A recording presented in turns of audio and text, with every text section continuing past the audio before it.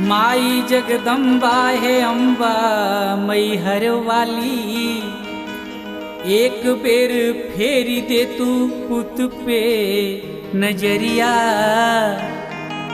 नैना में नीर बा शरीर बा सरनिया में, देवल में खाड़ बानी बनी के भिखरिया। अर्जी करी ले माँ मर्जी तुहार बा, ना केहू लौकत बा हमारी पजरिया। बिनवे जितेंदर उबार समारना, भंवर से मनीष के तू खींचिल कगरिया।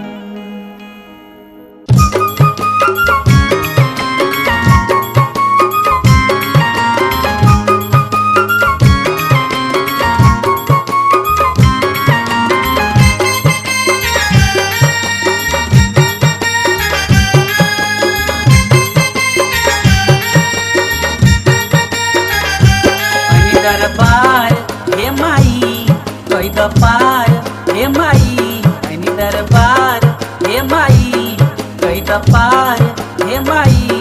अद्भुत दिव्य चरनिया पूजेला संसार हे माई, अद्भुत दिव्य चरनिया पूजेला संसार हे माई। ऐनी दरबार हे माई कोई दपार हे माई, ऐनी दरबार हे माई कई दपार हे माई। अद्भुत दिव्य चरनिया पूजेला संसार हे माई, अद्भुत दिव्य चरनिया पूजेला संसार हे माई।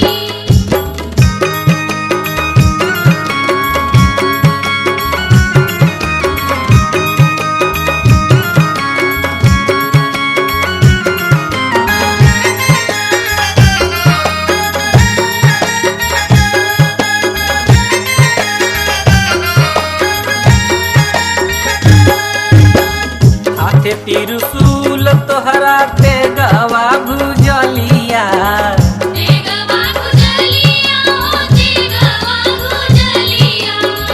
अड़हुल के फूल से सजावे तुहके मलिया।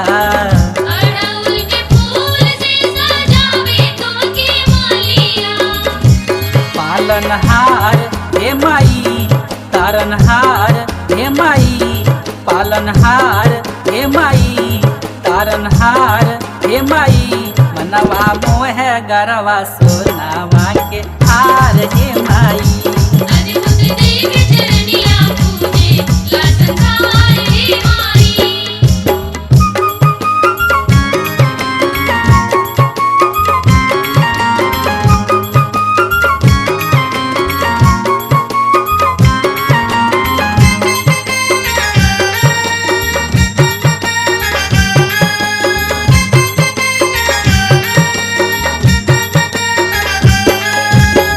बाछी न के पुत्र देलू सुरवन के अखिया,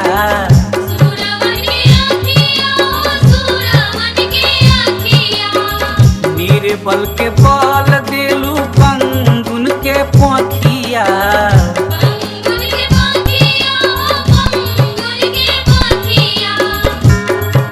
पुकार हे माई बारंबार हे माई, बापुकार हे माई बारंबार हे माई। जग जननी तोहर महिमा परम्पार हे माई, अद्भुत दिव्य चरनिया पूजेला संसार हे माई।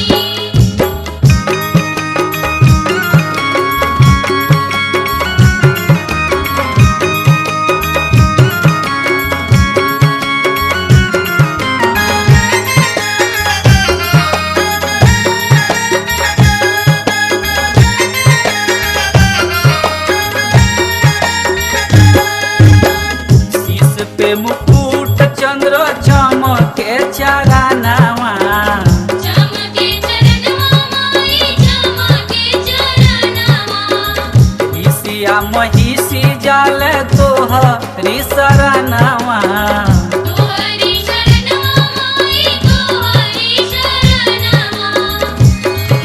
लाचार हे माई लछवार हे माई मन लाचार हे माई लछवार हे माई मनीष जितेंद्र तोहरी देवाला में खाड़ हे माई अरे मुझ देव चरनिया पूजे ला संसार हे माई अनि दरबार हे माई कई दपार हे माई अनि दरबार हे माई कई दपार हे माई अद्भुत दिव्य चरनिया पूजेला संसार हे माई।